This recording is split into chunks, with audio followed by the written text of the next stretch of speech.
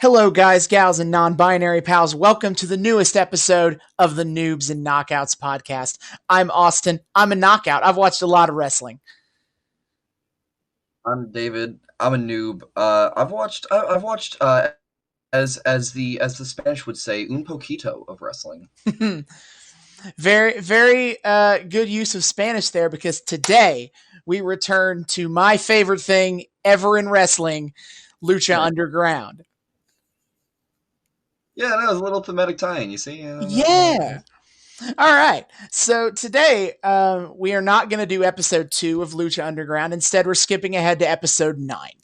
And the reason I chose to do that is because for a lot of people, talk online is that people talk about Lucha Underground starting a little bit slow, and I think mainly that's because they didn't have all their wrestlers in there yet, and also because they didn't have any championship gold necessarily yet. Really, everyone was fighting for not really anything except for Johnny Mundo and Prince Puma, and I'll get to that storyline in a bit.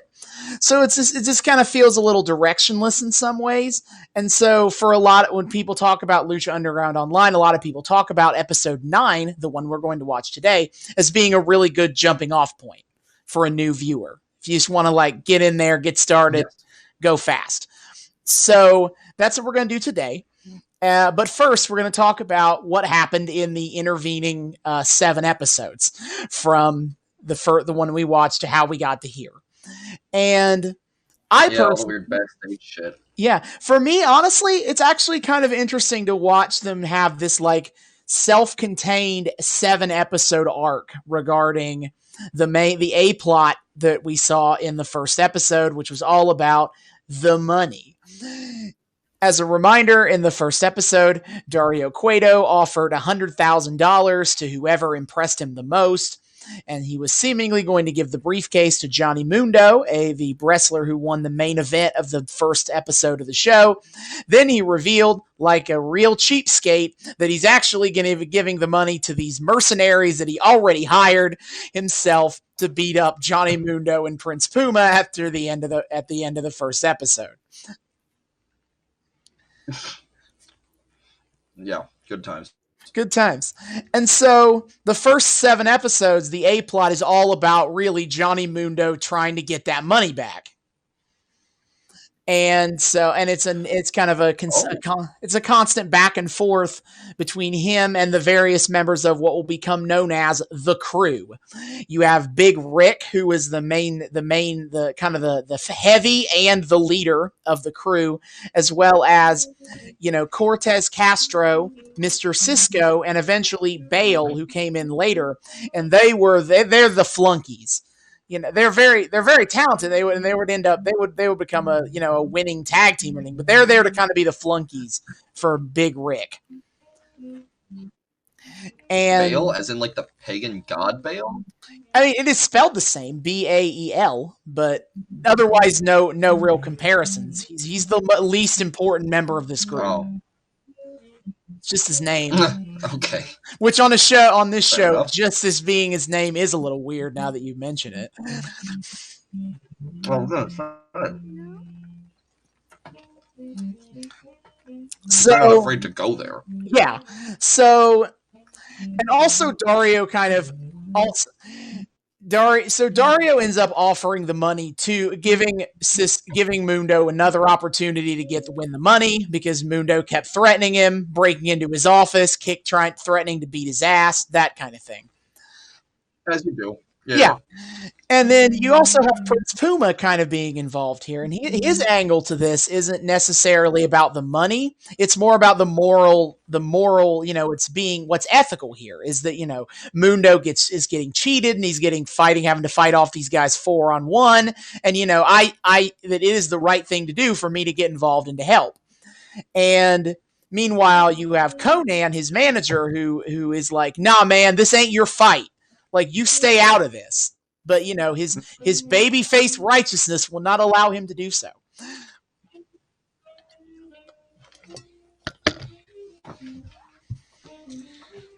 And I gotta say, the sort of more noble anti-hero angle they've taken with Mundo is surprisingly me after you talked in episode 3 about how much of a douchebag Mundo is.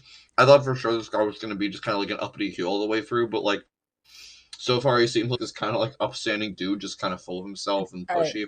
I hate to spoil along, but he will become a heel, and he will be really good at it. But for this early portion of the show, he is a babyface. Damn it! Okay. So, but yeah, and it all culminates in a 3-way ladder match between Johnny Mundo, Prince Puma, and Big Rick. And despite interference and shenanigans, Johnny Mundo wins. He gets the briefcase. You know, again, a nice little self-contained 7-episode arc, really. So what happened? And then what happens throughout the rest of the episodes is kind of like a revolving door of side plots. You know, some episodes will get different storylines kind of advanced and focused on versus others. But so the basic feuds going from these first 7 episodes is I think I should talk next about what Sexy Star's up to, because it kind of informs all the other stuff. So So Sexy Star, I think Sexy Star's story was definitely the number 2. If I have to rank the storylines in terms of importance through the first 7 episodes, Sexy Star is number 2, I think. So Sexy Star was in a feud with Son of Havoc, but they actually kind of quickly and immediately pivot away from it to kind of tell a more interesting story.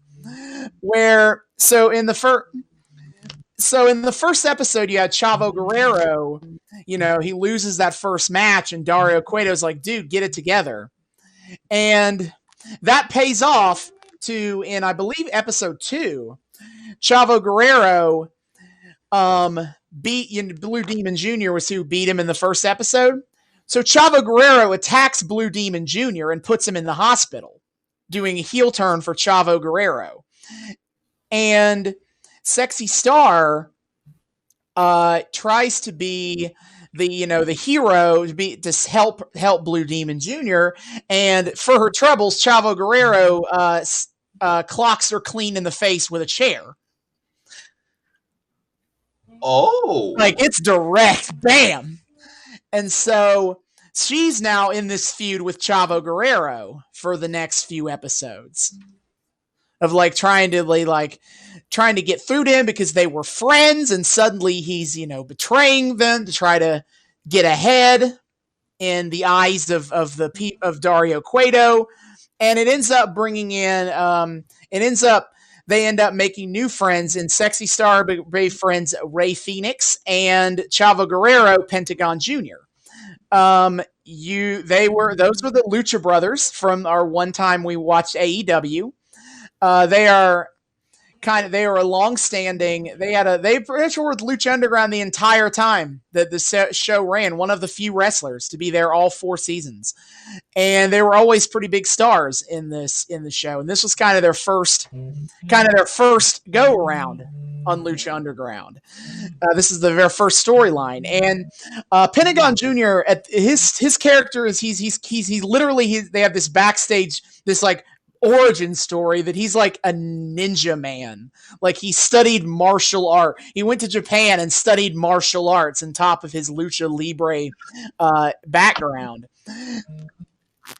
And he's that's somehow one of the least silliest characters we have on this show. I've heard him called a pissed off ninja skeleton man, and I feel like that's as good of an explanation as I can have. Fenix is. I'll take it. Fenix is kind of a phoenix. Not literally. Only kind of? He's not literally a phoenix. And I have to make that distinction because we have a literal dragon, which I'll get to him. We have a literal, yeah. Which I have to say, I think it's even wilder, without even knowing anything else about a phoenix, I think it's even wilder that he's only part of a phoenix, not a whole phoenix. Unlike our friend Drago, who is a dragon. But Fenix was just straight up. He's played more of almost like the embodiment of life and goodness than he is a mythological character. But at the same time, when he has interactions with more magical characters like Mil Muertes, it's kind of acted like he's kind of has magic himself. Fenix life magic of some. So wait. So not nearly abstract enough. Kind of the concept character that Claire was talking about in the Christmas special. Yeah, it's I want a character that's just a concept. It's like halfway to being a concept.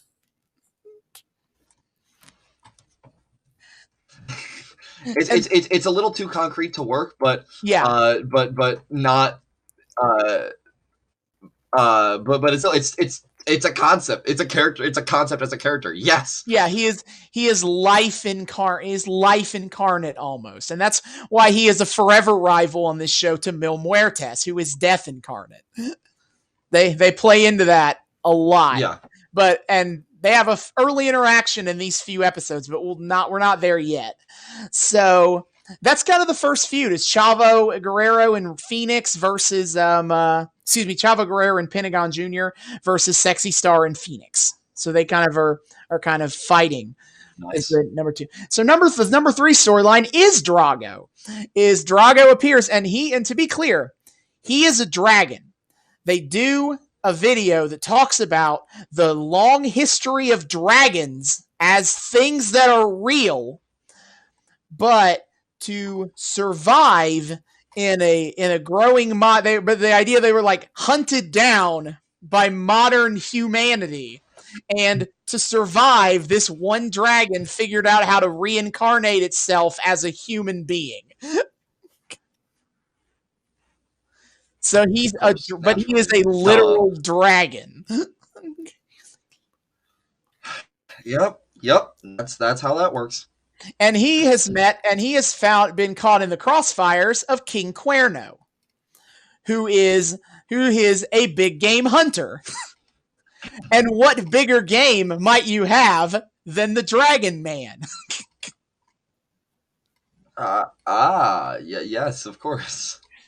Yeah, so like that's been an ongoing thing. Like they'll be like stalking each other throughout the arena. They fought each other. It's been actually pretty fun to watch. But they'll. But wait, but not the half Phoenix man.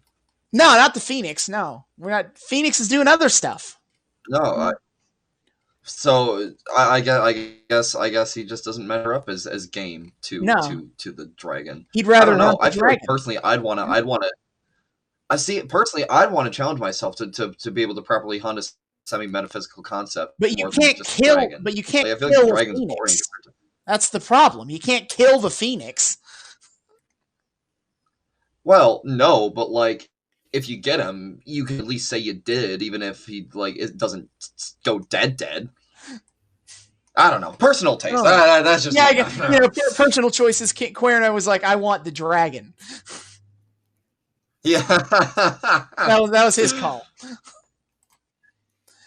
So we have that. Oh right, I guess the number 4 plot is Son of Havoc, where Son of Havoc, he kind of did stick along. Like while he's not feuding with Sexy Star anymore, he keeps the same general like storyline of like, I'm a serious wrestler. I want serious opponents. And then he most certainly does not get serious opponents, or at least by his own standard, by his kind of like toxic masculine standards, because his opponents are Masquerita Sagrada, who is a mini. He's one of the, in Mexican Lucha Libre, little people wrestling is more common and treated as more of a serious deal. And so that's Masquerita. So Masquerita Sagrada is there. And then after that, he faces Pimpinella Escarlata, who is an exotico, which is wrestling drag queens, which is another facet of Lucha Libre culture. And so Son of Havoc isn't having a good time with this whole I'm a serious wrestler thing. Hey, you know what? Good. Yep. I'm glad he's not. Fuck you, Son of Havoc. I agree. He's kind of a dick. Yeah, he kind of sucks, right? Yeah, he's a bit of a dick right now. And then kind of really the only other major plot going on is, of course, obviously, he also keeps losing to these wrestlers that he considers unimportant and not worth his time. Natch.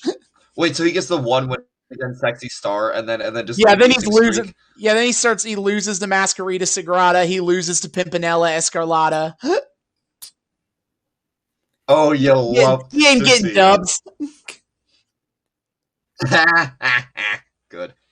Yeah, and then the final real plot going on. It's not really a plot necessarily. It's more just like a character is there. Is the introduction of Mil Muertes. He doesn't really have any major storyline beats right now. It's just more of like, this dude is here.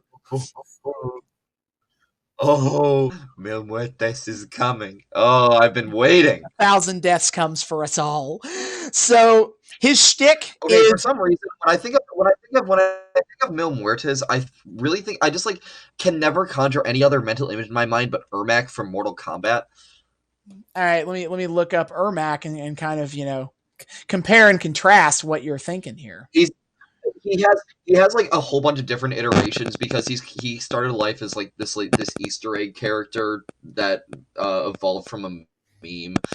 But his most recent incarnations is he's basically just like big spooky Deuterino with some like kind of mummy vibes generally. Well, Muertes is more zombie than mummy, but he is a big spooky dude vibe. Okay, well, yeah, fair enough. Because Mil Muertes isn't just like the Death Man; he's also one of the physically largest wrestlers on the roster. So how hard do they go on making the zombie aesthetic happen? Like, is it like Undertaker, where his whole supernatural thing is just like internal, I guess, or is it like, do they actually like put him in makeup and shit? They don't put him in makeup because he's masked, but it's more of a dark aesthetic overall, but Katrina has more. Who's his manager? Let me explain his backstory, given in episode 2. Yeah. So Mil Muertes was just a regular child in whatever his hometown city was. I don't think they even say, until an earthquake came and basically destroyed his town, and it nearly killed him until Katrina came to him, and Katrina is spooky ghost witch lady. They kind of go back and forth on like what she's supposed to be exactly, but she is supernatural in origin. And fair enough. She gave Muertes his powers to be able to survive this earthquake. And ever since then, they've been kind of a duo together.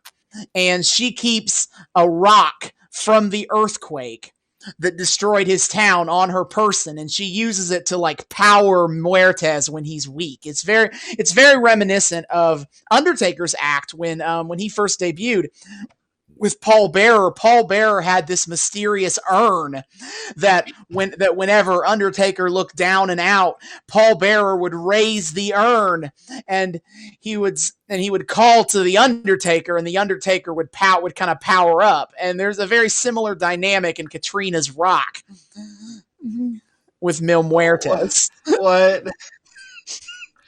What?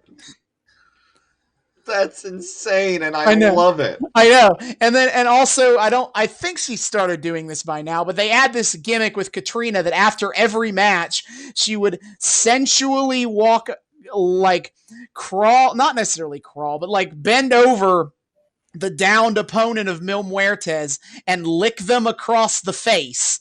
And it is her lick of death as titled. And it's somewhat implied that this gives her power. I don't remember if they explicitly say that, but she is empowered by licking the victims of Mil Muertes. So look, I know I probably like offhandedly like will see any sort of random weird looking thing happen in a wrestling match and say kinky, but I mean it this I time. mean, it's kind of supposed to be a little kinky. Oh, so hey, our necromancy conversation comes full circle to the podcast. Oh, we are not. Damn it. We are not explaining that conversation to the podcast. Oh Jesus! No, but okay. So she's got a thing with Mil Muertes, and that thing just happens to be beneficial to his wrestling. Cool, yep. Cool. I'm here for it. Okay, I ain't gonna shame. All right, so we've covered kind of the major plot lines of the first 7 episodes, and episode 8 existed as a setup for this one, is where basically Dario Cueto presented the roster with a unique opportunity, which is a phrase that you should absolutely get used to, because Dario Cueto loves unique opportunities. Yeah, why do I feel like that's surrounded by like millions of air quotes? Well, it's kind of... He's not inherently trying to screw anybody over, usually, when he does this, but it's more of like very high risk, high reward situations where if you actually succeed at whatever test he's throwing at you, it is actually very beneficial to you.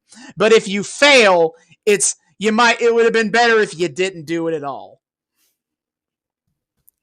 And he also is very vague, and he's also very vague and never explains what he means until after you're done. He promises this unique opportunity, but doesn't really ever explain anything about what it's about. Yeah, I that sounds like Dario, Supreme Bastard Dario. Pretty much, yeah. So they basically have a series of matches where there's 2 matches, 10-man matches, which were between the 20 people who would later be who would appear in this episode. And then the winners of those matches were Fenix and Mil Muertes. And they then had a singles match with each other. This was the first meeting of Fenix versus Mil Muertes. And Mil Muertes won the match. And then Dario explained everything. Is that on this episode 9, would be the very first Aztec Warfare. So for the very first Lucha Underground champion. So Aztec Warfare, we talked a little bit last week about the Royal Rumble. I'm actually good that I did that, because now I can say it's a lot like the Royal Rumble, conceptually speaking. And the big difference is that instead of it being like a battle royal where you throw your opponents over the top rope, in this match you have to pin somebody to eliminate them. But it otherwise... Oh. Mm-hmm. Okay, a twist. I like it. Yeah, but it's otherwise like the Royal Rumble in concept. You start with 2 people in the ring, and every couple of minutes somebody else comes in until everybody's in the match. And the unique opportunity was the winner of Dario's little test, that is Mil Muertes, gets to come out last. He's number 20. First, I'm surprised that Mil Muertes answers to anybody, let alone some corporate doodah like Dario. It's kind of the same. It's kind of he doesn't answer to Dario. I think that might be giving too much credit to that relationship. It's more of he goes along with it because, he gets a chance to murderize people. Dario lets him murder at his heart's content. So he's like, okay, I'll hang out in the temple. Murder. Murder. Dario, if there's a few... It's the gold, frankincense, and murder vibe. Dario doesn't care too much about, a few corpses turning up. So Mil's like, I'll just stay here, thanks. Yeah, okay, yeah, okay. I can get down with that. I respect it. You gotta ply your trade sometimes. Yeah. And Fenix, because he lost the singles match with Mil Muertes, he will be going number 1. He's starting. Oh, fun. Yeah. And so, yeah, that leads to the Aztec Warfare, which I'm just going to go ahead and tell you, That's the whole episode. Aztec Warfare is the length of the entire episode. There's nothing else here except they might have a couple of backstage bits. I don't know if they did or not. But in terms of matches, this is it. Oh yes, that's amazing. This so our wait. I'm actually kind of hyped for this because I would love just like I've been thinking kind of like, you know, I really want like, especially after last week where we had like 48 minutes of just 2 matches, and they were kind of lackluster to me. Like I was like, dang, I really want like big long boys to be able to really get digging deep with some of the work and the technique and everything. Oh, trust me, that's gonna happen here. Because here's another reason why, you know, everyone's like Aztec Warfare is a good spot to start you off with. Not only is it, you know, it's kind of a start of a new arc, and you don't necessarily need to know any of the backstories to really understand what's happening in the match, but also Aztec Warfare is fun as fuck. I've watched all 4 of them from watching Lucha Underground. Man. They are always a highlight of any season they are on. Oh, okay. All right, so I'm going to list off the competitors of this match. I will have mentioned most of them before, but the ones I haven't, I will explain. So you have Fenix, Pentagon Jr., King Cuerno, Drago, Big Rick, Superfly. Superfly is just kind of a jobber character. He doesn't really have any character, right? This portion of Lucha Underground has a few of those who are just kind of like jobbers without any real character. They will phase that out as time goes on, where either they'll get a character or they're just not going to show up anymore. But right now, while they're still kind of establishing the roster and establishing storylines, they do make use of jobbers every once in a while. Prince Puma, Son of Havoc. I'm very excited I get to explain this one.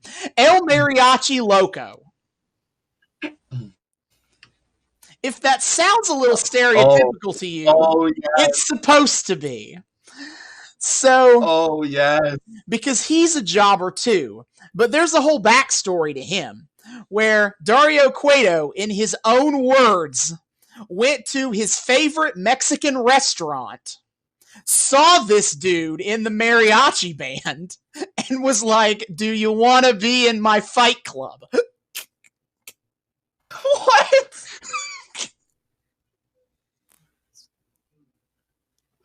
Oh, no. So yeah, that's El Mariachi Loco, the best jobber on this show.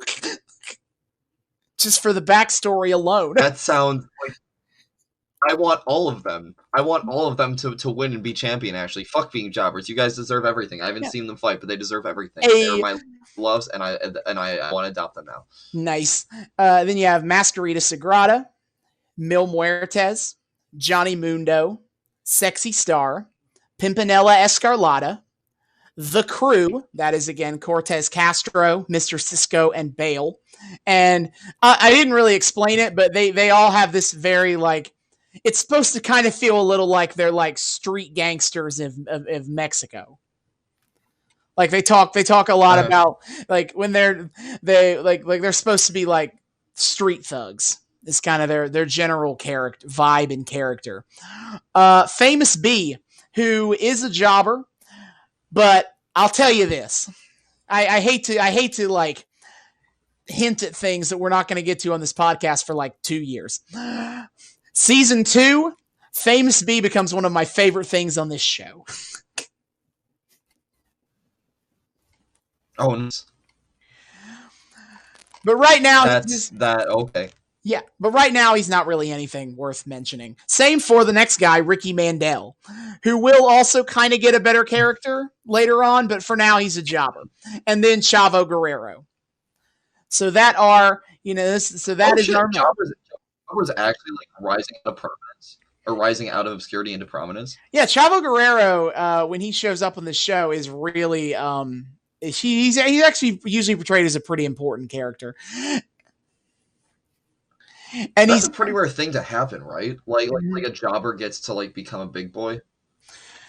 Chavo's never really been a jobber, more just like an old veteran who they don't really necessarily are going to have him for A plots.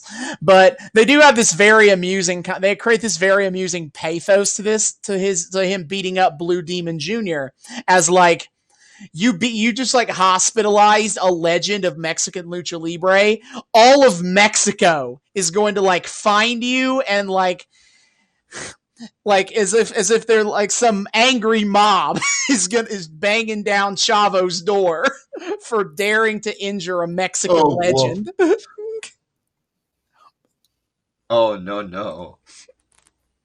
Which is also like their kayfabe explanation for when Chavo doesn't appear for lengthy periods of time. He's kind of an irregular appearance, but his in kayfabe explanation for that is he's hiding from the mobs of Mexican people who want to like kill him for his dastardly deeds.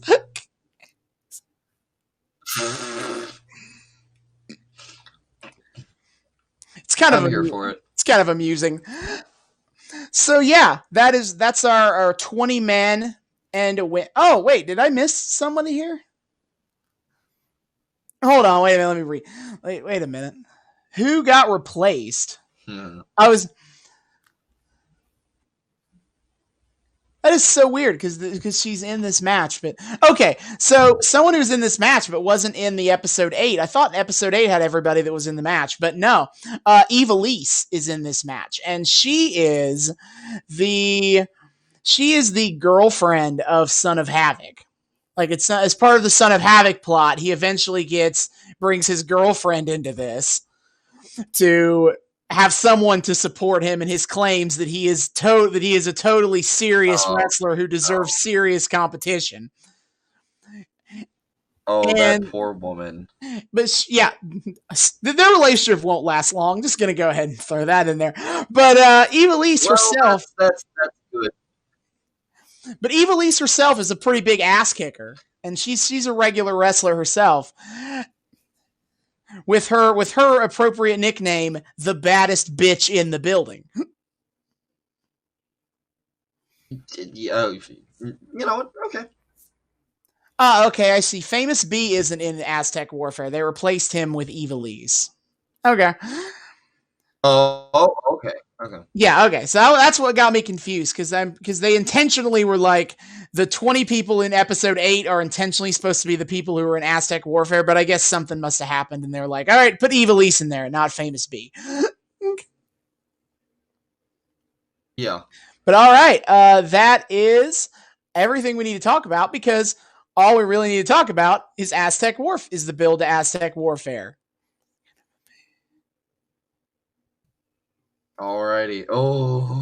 I'm very excited to get to do this episode because this is almost certainly going to be as good as I remember it being. I'm pumped, dude. Like after last week, I desperately need a chaser or something that's just really fucking good. Yeah, and hopefully it was we'll talk more in the back half. So see you guys in the back half. Yeah. And we're back. We have just finished watching Lucha Underground Season 1, Episode 9 of Lucha Underground.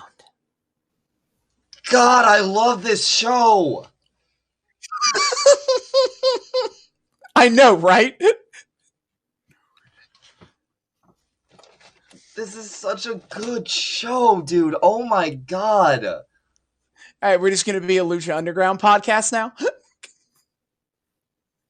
I mean, okay. I'm really going back and forth on like if so far like Lucha or AEW is my favorite. I honestly think it might be Lucha because like there's no fat, there's no kind of like tropiness that some of even AEW is prone to of the more standard American wrestling game. It's all just like insanely talented athletes going up and doing their thing. So a pretty tight and interesting story that keeps you hooked, keeps you interested throughout. I like it's tough. And AEW's heights might be a bit bigger than Lucha Underground's heights, but hot damn, does this thing have consistency? There was so many like little things, especially after like kind of getting used to how Lucha flowed last time. There's so many like Mm-hmm. little things I noticed that really contributes to its brilliance here.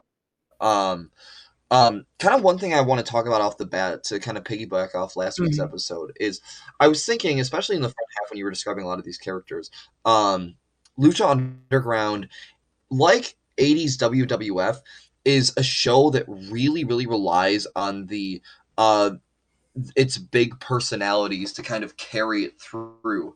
And I thought to myself, okay, so what's the difference here? Why do I find these personalities, big personalities, a much more engaging kind of front to the story than I do Mm-hmm. for WWE? And I honestly think it's a lot of it's because the way the personalities manifest themselves are different, right? It's not like, cutting long promos and having all these weird like weirdly drawn out interpersonal dramas. Like those are there, but it's all pretty Mm-hmm. like quick and to the point. And also the writing and the talent and the kind of specifically kind of like the writing having that more cinematic feel to it, and tighter plotting Mm-hmm. and um the aesthetic and every little thing that kind of makes you go, oh, cool, about this show, puts a substance behind it that I think I felt was lacking last time. Like this is the oomph that I want, and Mm-hmm. this delivers in spades. Oh my god. Yeah, it is fantastic show as always. And as I said, Aztec Warfare is always a highlight for Oh my god. like it's nonstop What a action for 50 minutes. I guess yeah. 45. And the action is good. Consistently good. Mm-hmm. Like in Lucha Underground, like everybody's a really good athlete. Like that's not even Oh like yeah.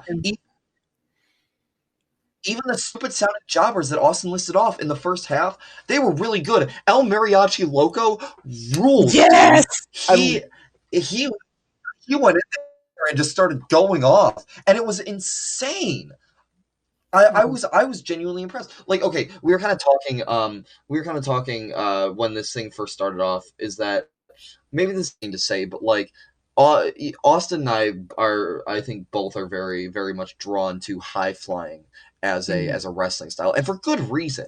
Um, Beautiful and flashy to watch. Like these people know they can show off and revel in the fact that they can show off and just do such a delightful job at showing off. And the really cool thing is, despite the fact that high flying is this very kind of distinct style and you kind of have to do certain things to be a high flyer, Mhm. a lot of these guys give their own little guys and gals, pardon me, give their own little spins to it. Like Mundo obviously has his more like parkour thing going on. I also Parkour, mentioned which how he uses his kind they of only like I think they only lankiness to his advantage to create these he little does. how long he is.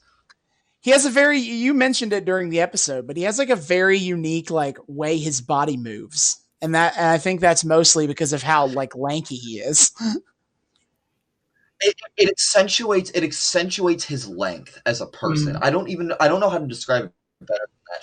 It accentuates the fact that he's got these long legs that can do these big sweeps.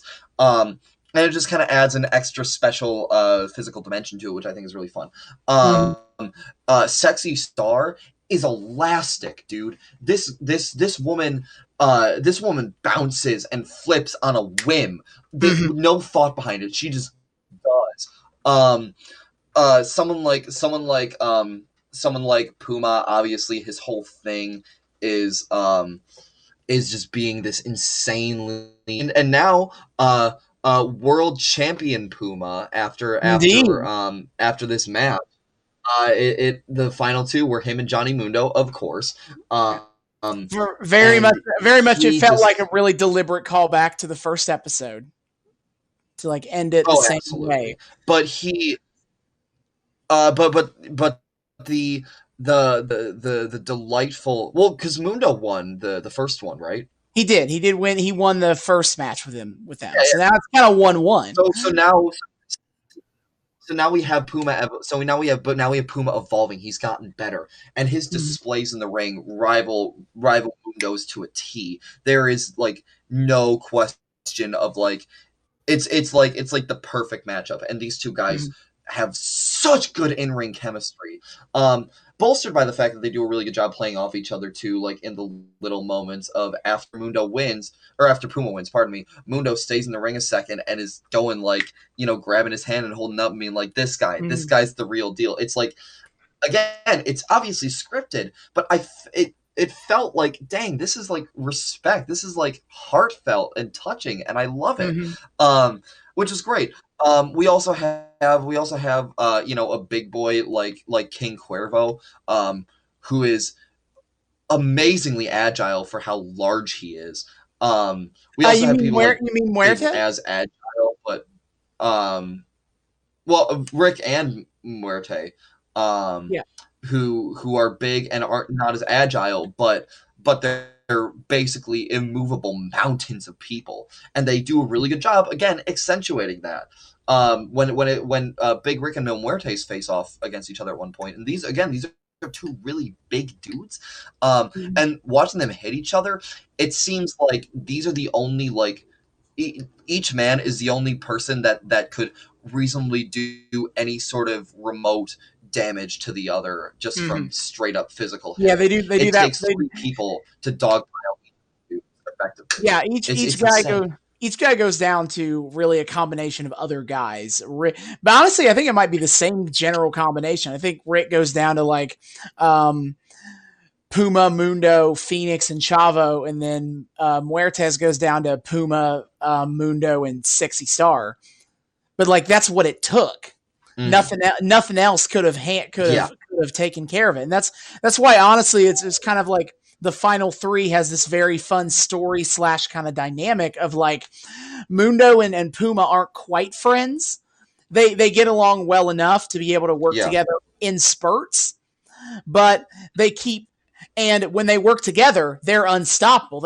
They're better than Muertes together, but they can't consistently, they're too much. They don't get along that well, and they have too much like competitive spirit to be able to keep it a consistent team with each other. And one-on-one, Muertes can handle either of them just fine. Hell, I'd even argue Final Four had kind of that story significance too. Like obviously, like Sexy Star isn't really as involved with Muertes and Mundo and Puma, but she very much feels like kind of the lady version of Puma, in the form of like this just straight up really good, really talented, really upstanding protagonist that we just really, really, really want to see like triumph. So having her kind of in that Final Four was a phenomenal sight too, and it was great. So even then, and I think too that really speaks to something I talk about a lot on this show, both to complain about and praise about, but I think mostly complain about is pacing. And here, this pacing was brilliant. In so many different ways. The way they keep the action going, the way it goes from like the way it crescendos from like 1v1s to like 3v3s and like total all-out brawls. The way this was something I noticed too early on. One wrestler like got eliminated, and then immediately we have countdown to the new guy coming in to keep things moving. Yeah, that's downtime. Yeah. They kept the timing of people coming in to as very, very good. And like there isn't a consistent timer to it. There just blatantly is not, because it was pre-taped. They can do whatever they want. So they did a really good job of pacing out, of like timing out and pacing out when people were going to show up.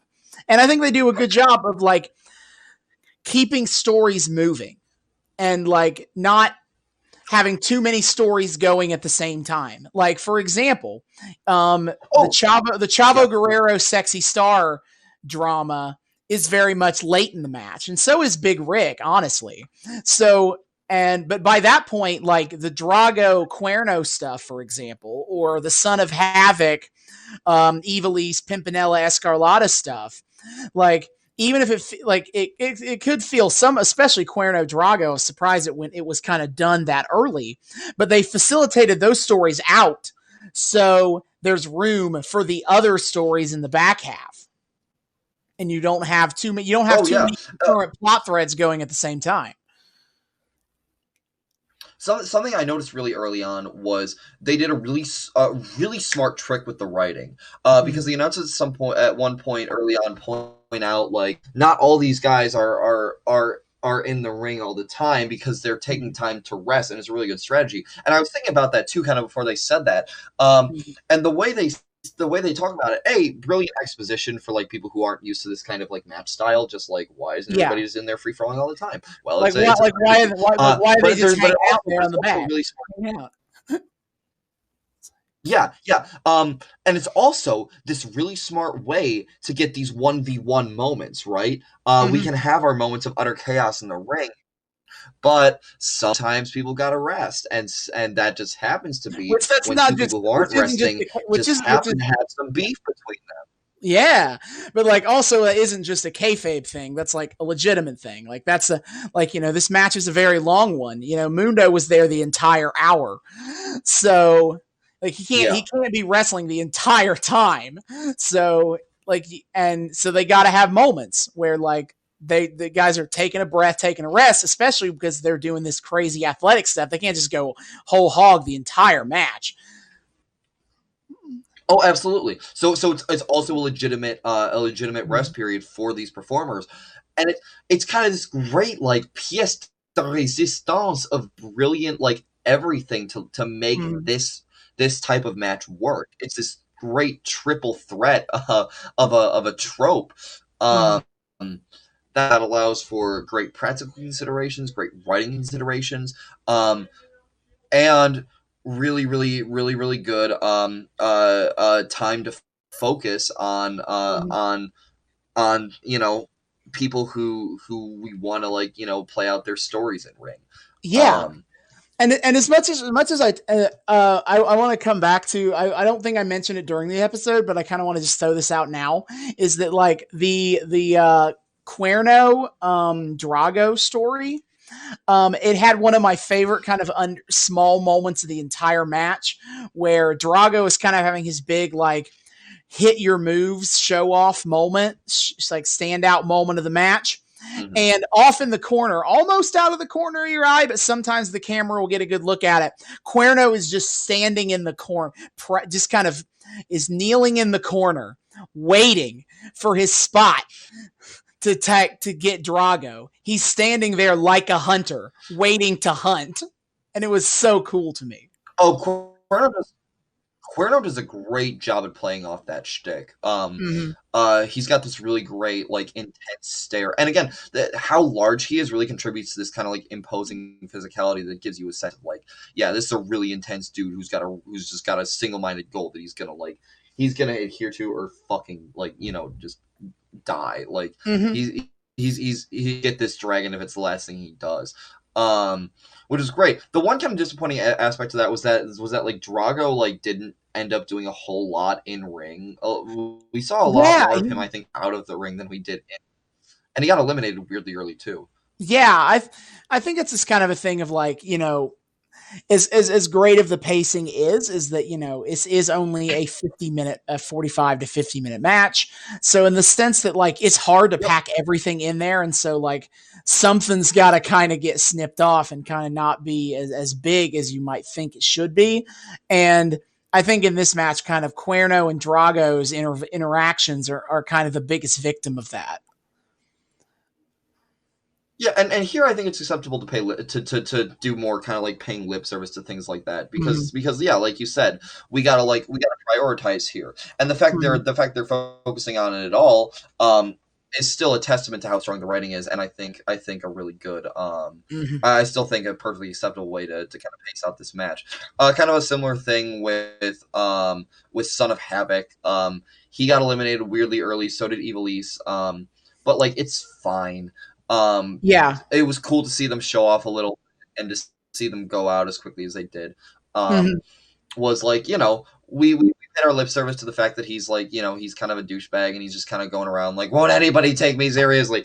And then they need him after that. So sure, it's you know, you wish you could see more, but for the sake of efficiency, yeah, sure, by all means, if you got to get him out of there, I understand. You know, again, I don't want to compromise this tight writing just for my own kind of personal like, oh, but it'd be cool to see more of him maybe. Oh yeah. These are people who very clearly. And you know, leave him wanting more a little bit. He's gonna continue on with this kind of ongoing plot for a lot of the next section of the season. And Cuerno and Drago will be, I believe, are still going to be a thing going forward too. Mm-hmm.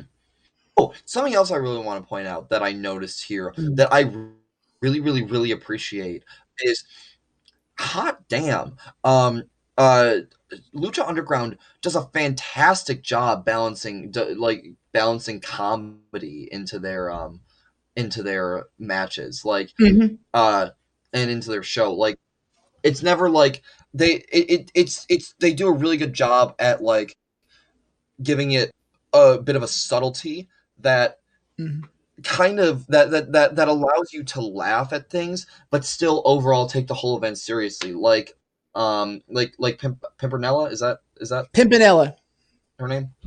Yeah, Pimpinella. Like Pimpinella was hilarious. The way she kind of found the struts around and, you know, is very flirtatious, and, you know, I forget who she kisses, but she kisses one of her competitors. I think she kisses Fenix and then tries to kiss Ivelisse and Cuerno before. She goes up and like tries to back on the ref too, and it's like trying to get the audience to like to get her to egg her on. Yeah, which is great. But she does a really good job at being funny while still kicking ass in the ring.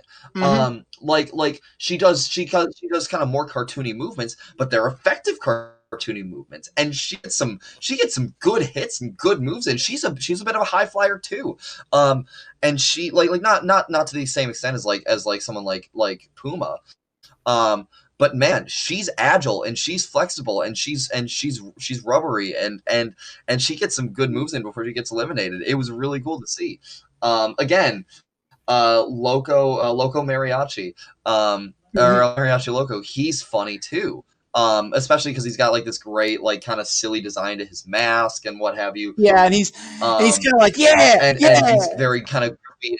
Yeah, he's goofy at how he presents himself, but dang, if that wasn't a showcase of his abilities. It does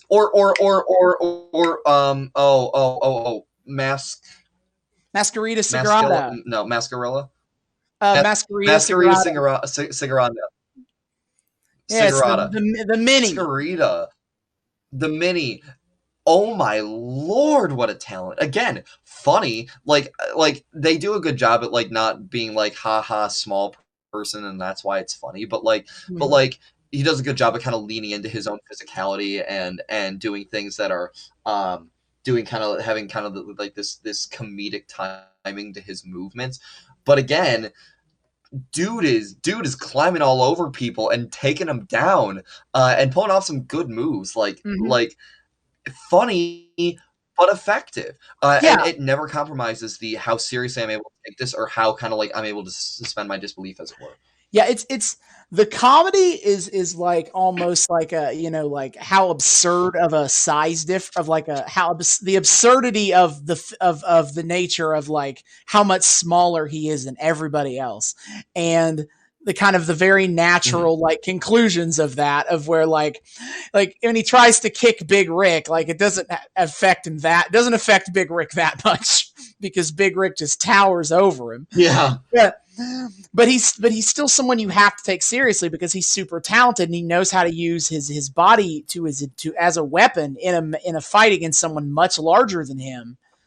And that's a consistent tale for Masquerita Sagrada overall, is that like is that like, yeah, he's kind of almost this like he's like ha, look at the little guy, like how's he gonna be able to fight me, a big size wrestler? But then you underestimate him and he'll get you. And I think this match does that well. Of like, he almost beats Big Rick. And the only reason he really doesn't is because Big Rick is just a little bit too big, and is also cognizant enough of the fact that, like, this is very fun. All right, time to send this guy packing. All right, we're done playing around here. Yeah. He gets himself in like just the wrong position with Rick for Rick to kind of like get a hold on him and drop him.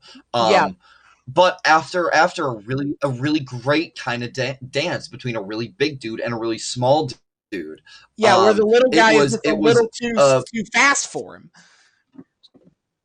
Yeah, it was a fascinating moment to watch. And I'm really glad that it felt fresh to me. Never like it was kind of like this forced moment. It felt like because these two guys are so talented, this is just a great show off of physicality all around. And we're just getting, in this case, just playing with size difference, and that's cool. It was really cool to see. Just again, the writing on this show is still not ceasing to amaze me, and how tight it is and how compelling it is. Even in this episode, single promo was cut aside from Dario just being all Dario at the beginning to the audience. Not a single promo was cut, but so much story was conveyed through this match that I don't even know what to say other than to just gush about. Man, what a fun time. More, please. Absolutely. And I kind of think a kind of an underrated aspect of this match type in general, I guess probably not underrated, but something we haven't talked about really, is that like this is the kind of like potential for team ups that you haven't gotten to see and we weren't necessarily expecting to happen. Like Puma and Mundo a little bit, in that like they've only been like kind of friends, but then they also get a team up with like Sexy Star, who they've not interacted with at all up to this point. Yes. And you see it on the bad guy side too, with like Chavo Guerrero kind of helping out any sleazeball that happens to be in trouble because he himself is a sleazeball. Yeah. And also a great Chavo go ahead. I think Chavo Guerrero is someone we kind of need to. Chavo Guerrero, I think, is someone worth kind of like praising in this match as being like the ultimate sleaze. In a couple of ways. Is first of all, he's the only asshole who brings a weapon into the thing. Like, yes, Dario opened the show being like, anything goes, there are no real rules. But everyone, good guys and bad guys, kind of have this almost honor code about it of like, we're gonna fight this straight up as straight up as anyone does. And then Chavo's like, well, fuck it, I can bring a steel chair to the ring. I'm gonna do that. Yeah. And aside from Sexy Star using it like toward the end of the match to drop Chavo, he's the only one who used it for the entirety of the match. Just to kind of go to show, like, man, these are people who are not going to stoop to his level unless they absolutely have to be like, hey, fuck you, get out of here. Yeah, and it's also a way to kind of legitimize Chavo in a way, because he's pretty consistently kind of been portrayed as like, in terms of power levels here, he's not as good, he's not as powerful as the real top level kind of people involved in this match, but he winds up his way into being into the top final 5, and that's kind of a combination of his own cunning, but also the fact that like dude brought a weapon into this. Well, yeah, because like the only other outside asset that gets brought is like, is Mil Muertes bringing his girlfriend to like lick him into a 1-up. And Katrina gets herself involved until Mundo kicks her head off. At the end of the match. Yeah, and so she gets knocked out, so Mil Muertes can't get a revival. Yeah, Muertes is kind of like lost a little bit without Katrina there, and that's ultimately his downfall. Yeah, no, you can see him.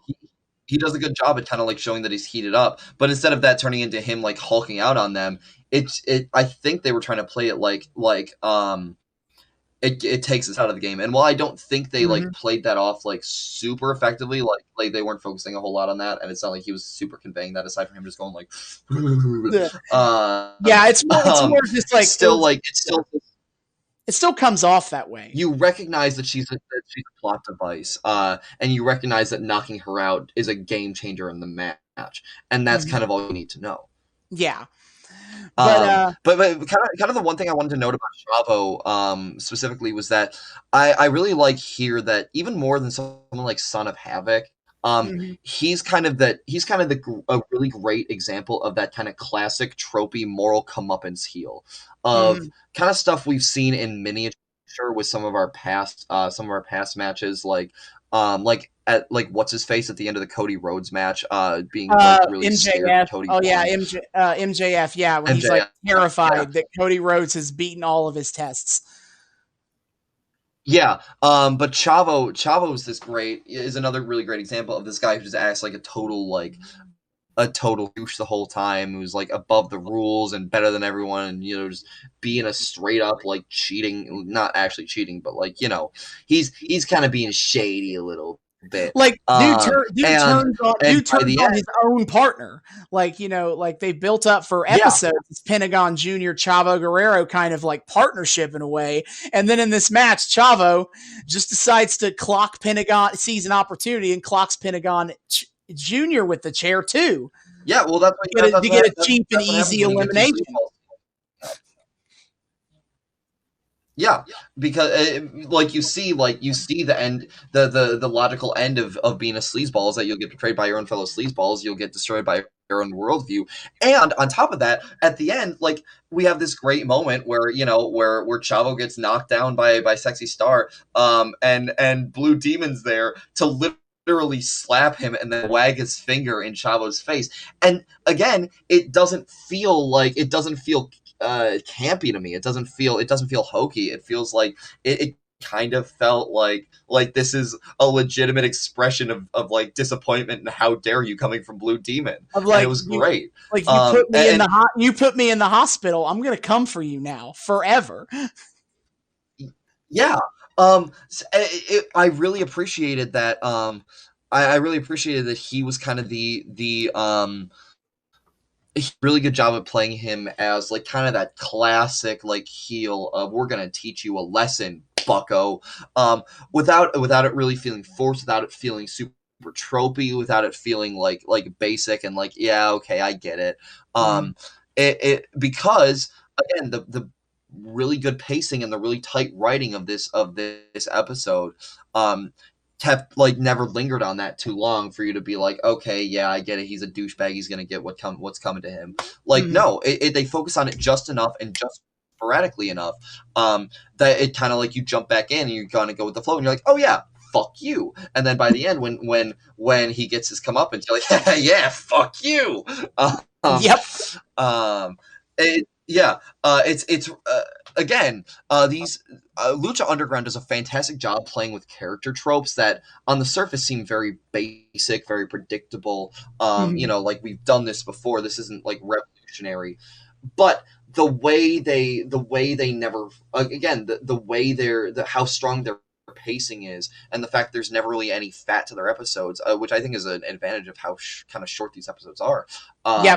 Leads to a really strong connection to kind of how it feels to watch these characters interact the way they do, because you're not forced to be there for too long. It catches your emotions, it a couple lightning bolts at them, and then before you can get tired of any of the shocks, it's done and we're moving on to the next thing. And that's great. It's frenetic, but in a controlled chaos in the best possible way. I guess I feel like I have one kind of gripe in terms of like the match, and that would be kind of the use of the crew, Cortez Castro, Mr. Cisco, and Bale.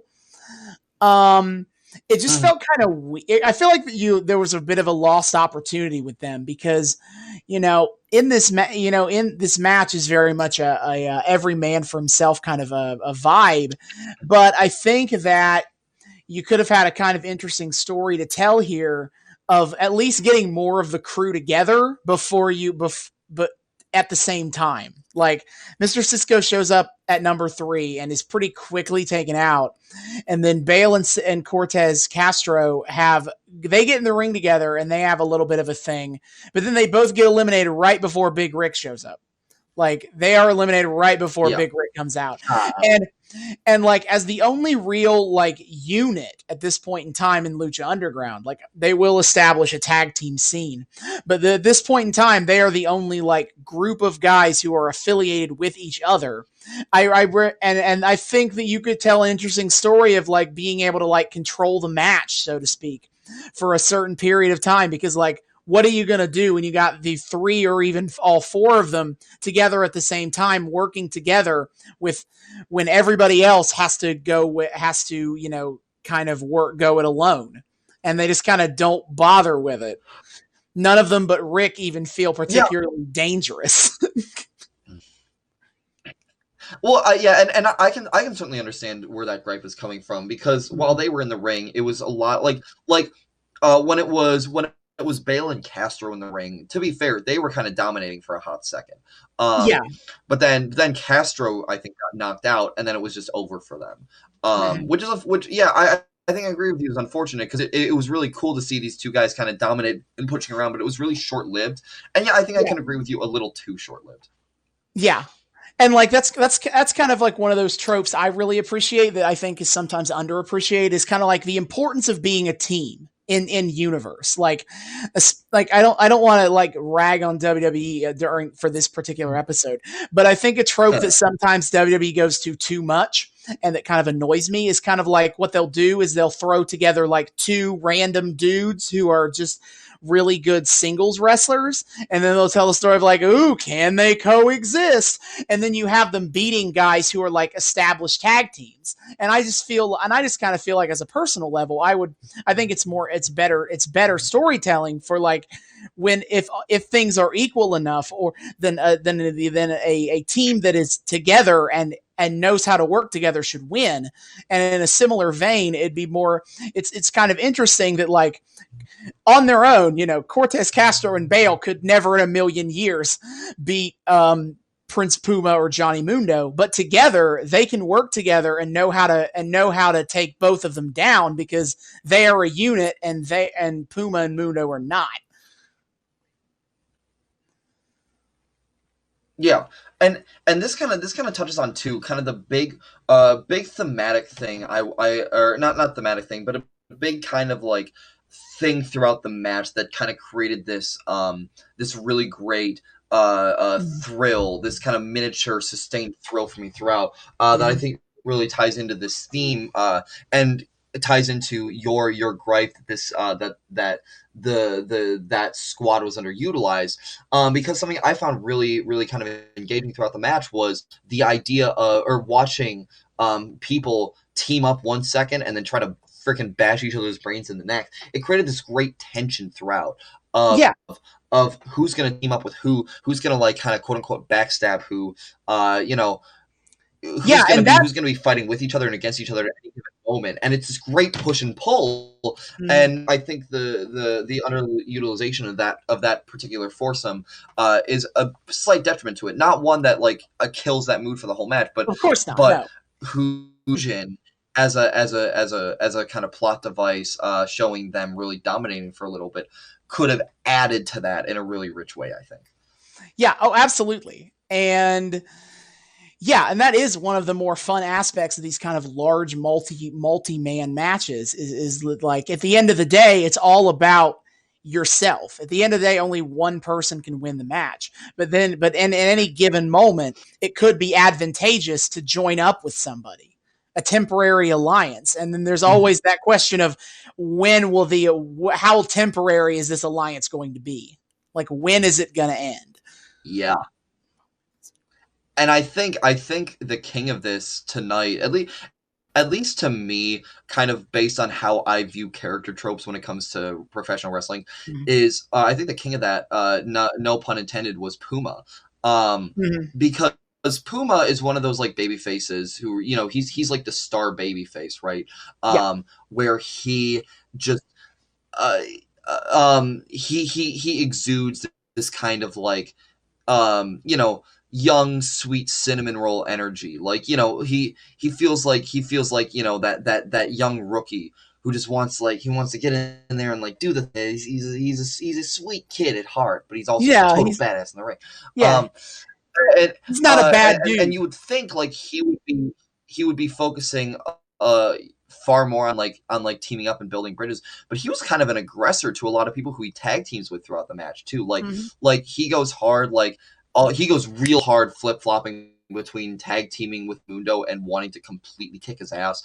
He has similar moments with Sexy Star of one moment they're doing some great synchronized movement together. The next he's going for her and trying to be like, no, get out of here. And I think it gives this really kind of fun edge to him that we don't get on modern baby faces, and with a balance that older, edgier baby faces didn't quite achieve, kind of like the Hulk Hogan types. It's this great back and forth of he has cinnamon roll energy and he wants to, he wants to team up with his fellow good guys, but also he's here to win and he ain't gonna let anyone stop him, baby face or heel. And I think this could be something. This could be me trying to, put something and meaning into the something that isn't there. But I feel I can't help but notice the fact that like we've talked about that kind of like the seeming switch, and his manager is Conan, who we haven't gotten to see too much of him, but is pretty clearly he's almost as a very Conan has a very heelish tendency about him, if not outright being a heel, depending on who you ask. Who has this very much this attitude of like, Puma, it's all you got to get the win.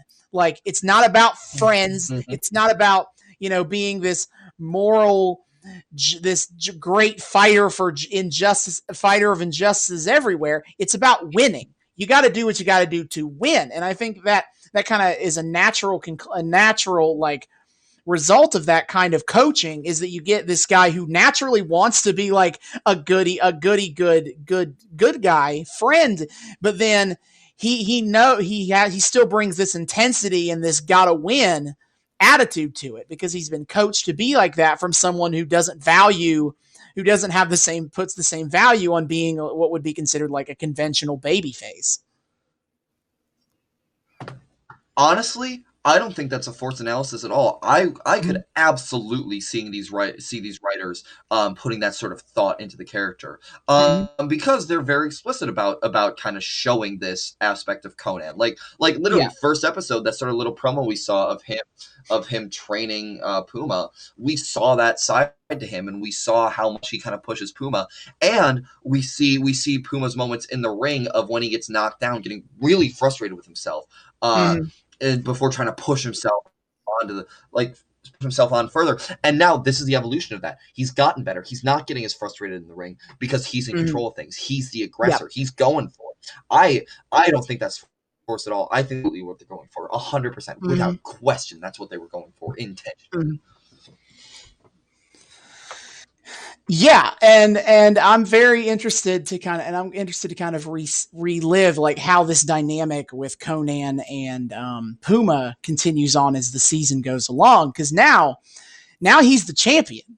Like he's not just the hometown boy in that everybody likes. He's the man. Everybody is going to want a piece of him. Yeah. Like honestly, I'm fascinated by it. Like I've never been more interested in a main character babyface than I am in Prince Puma. And I don't quite remember everything about how this goes, but it does kind of lend to this idea of like will Puma take it another step further? I think is something worth asking here. Is it like, sure, is that he's got Conan is not above being a little underhanded if that's what it takes to win, but will he convince Puma of that kind of thing when Puma's pretty firmly established as the kind of guy who's not into that?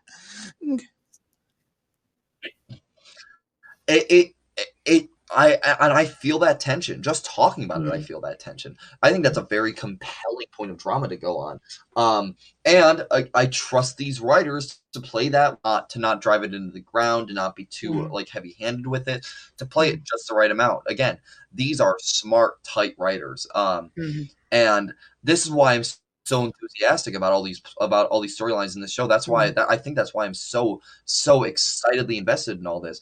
Because there's people who know how to handle these stories, and I've already got a sense of that 2 episodes in. Yep. So I just know going forward the possibilities for how this stuff can be written and written well are endless, and that's so exciting. Absolutely.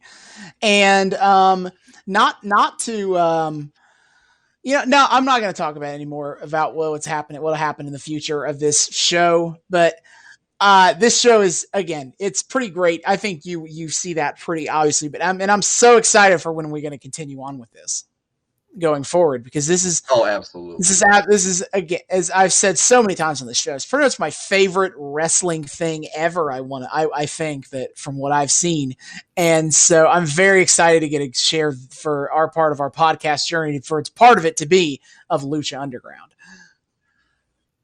This and AEW are my two things that I just actively look forward to Mm, covering. Those are the two things that I'm just like I'm so on board with already. And when it comes up time to do these episodes, mm, I'm just 100% on board, ready and willing and excited. Because I have been blown away so early on, and I can only imagine the heights to which both of these things will ascend or have ascended that I'll get to watch as we kind of continue on our analysis of them specifically.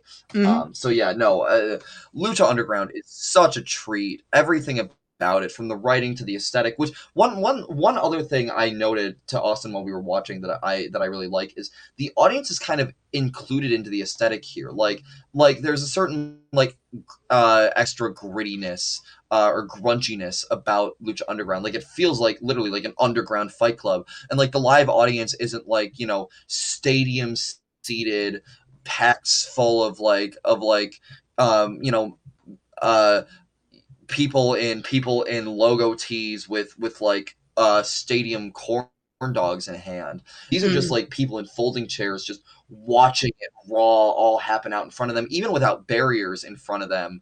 Like if a wrestler comes flying out of the ring, half the time they're going right into the face of the audience. Like even the audience gets incorporated into the aesthetic. All these little things that just make it feel like this really thorough depiction of this version of the world of wrestling that is just endlessly engaging. mm. Absolutely. Everything about Lucha Underground is so aesthetically is so unique to how wrestling looks. In any, I want to say in any era, really. I don't think there's really like any like era, like you'd have to go some really old school, I think, to find anything that's kind of similar to like Lucha Underground's very like intimate, grungy in But look and even feel. then, there was a certain kind of like old timey polish to Mhm. OG wrestling. Um, that Lucha Underground is able to eschew via kind of the way it establishes its aesthetic, the way it sort of Mhm. shows everything visually. Yeah. And yeah, I'm very excited for where we go forward with this, because things are gonna get Oh my god. even gonna get crazier. It's gonna get way more violent as time goes on. I'm honestly excited for that. I was kind of like tentative about that when you first told me about it, like how dark violent this stuff can get. But honestly, seeing these athletes perform like this, I think that I want to see them go harder against each other. I think it would Mhm. be really cool to see the high flying formula get shaken up with just some brutal hits, which is a weird thing for me to say. Mhm. Um, for the people listening know me personally, you know how weird it is to like hear David say like, "Man, that was violent." Can it be more violent though?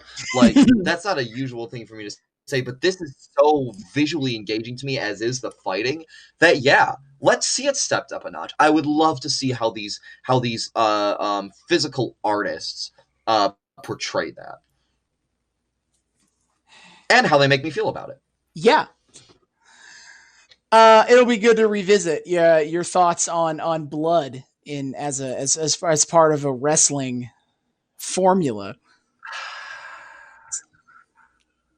True. That's the I forgot that blading would be involved. Shit. Mm-hmm. No, and then they took Lucha Underground takes advantage of the fact that it's TV-14 when it comes to that kind of thing. See, because like because when I was imagining the blood, I was imagining it the hard way, and then you said that, and I was like, wait, shit. Okay, well, we'll talk. We'll cross it when we get there. Indeed. On in a purely aesthetic vacuum, I think I'm ready to see it get more violent. I might still be squeaky about the blood, knowing how it's being drawn, but I will. I will myself in for the ride, because this show has earned that from me. It has earned my desire to be challenged. And I think that covers everything that we were looking to cover, I think. Unless there's anything else you'd like to talk about. No, that was like I think I went through all my notes here, just kind of all the little things I wanted to touch on. But yeah, no, again, I really like doing these episodes where I have just pretty much nothing but good things to say about the thing we've watched. It feels really cool to just get to gush about this, especially with you, who I can only imagine the amount of pleasure you take in hearing me talk like this about like your favorite thing ever. I do take so much pleasure when you enjoy these episodes along with me.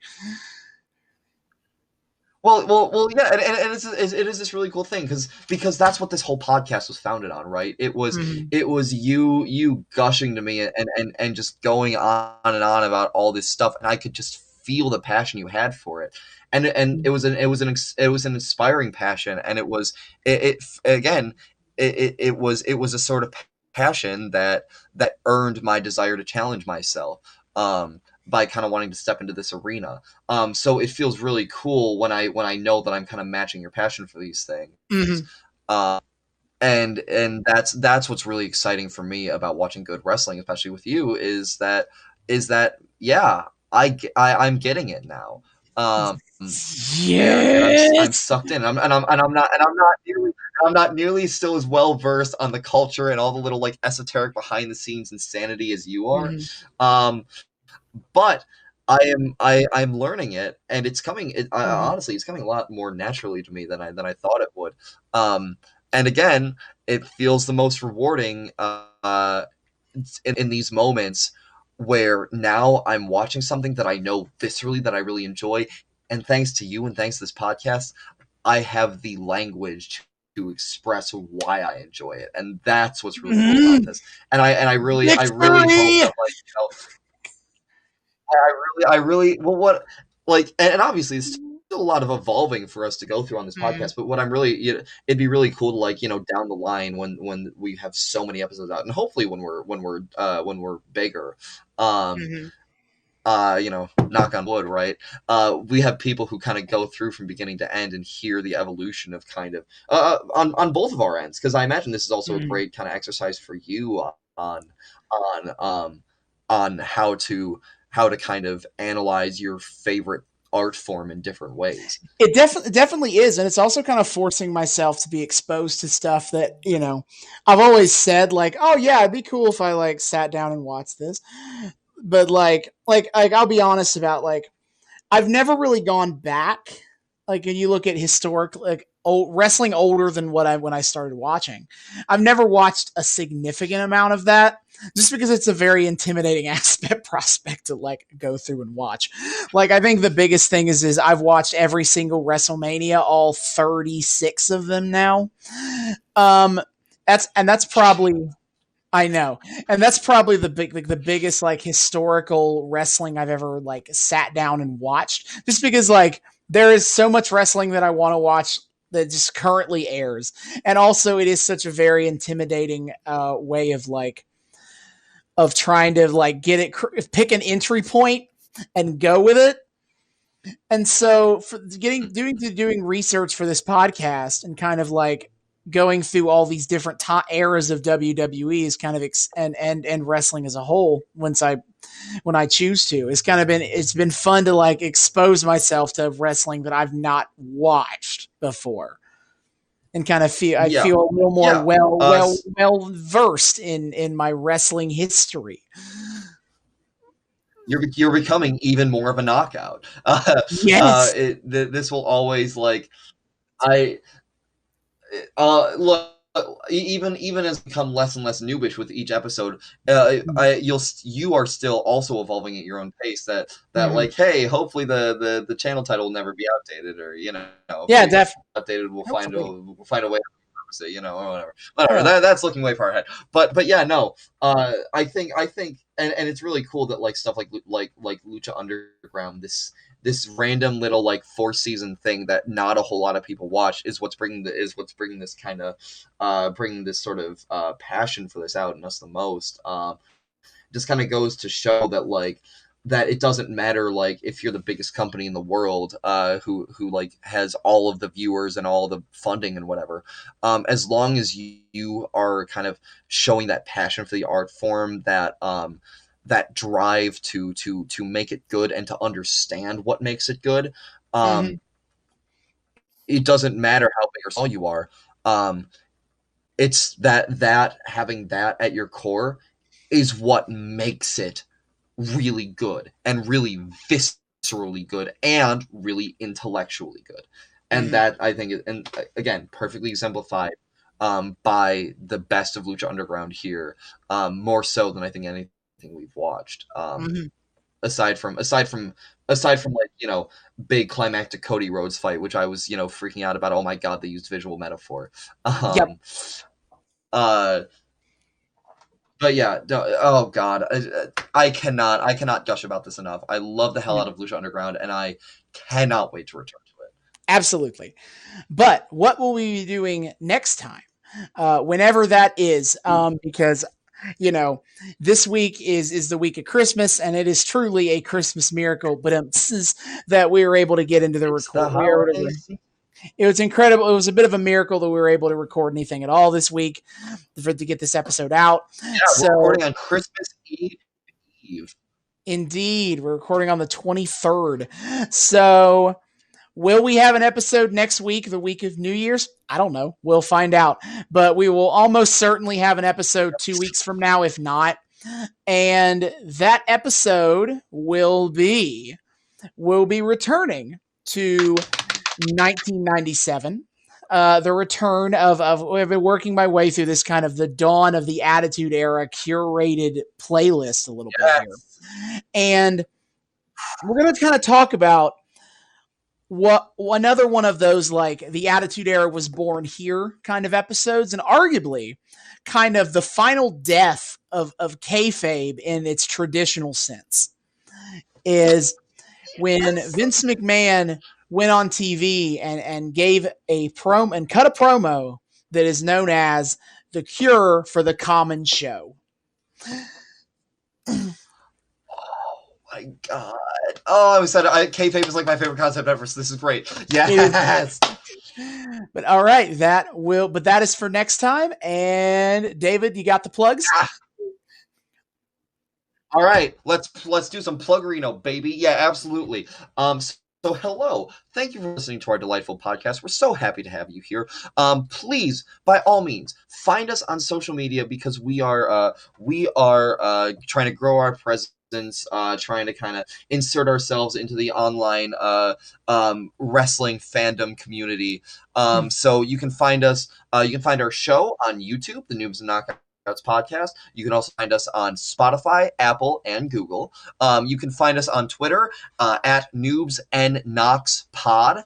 If you want to reach out to the show, suggest episodes, give any sort of feedback, tell us, hey, you guys have some really sexy voices. I love listening to you guys. You can email us at, it's true. got some damn good voices, man. I'm just saying. You can email us at noobsandknockoutspod@gmail.com.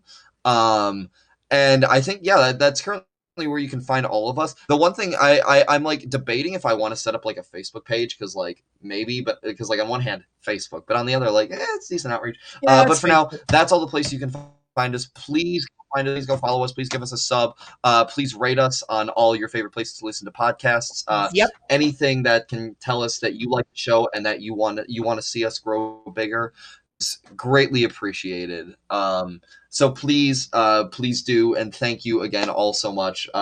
We're so glad that we get to kind of share this journey with people. Absolutely. Well, that'll be all for this episode. See you all on the flip side. Adios.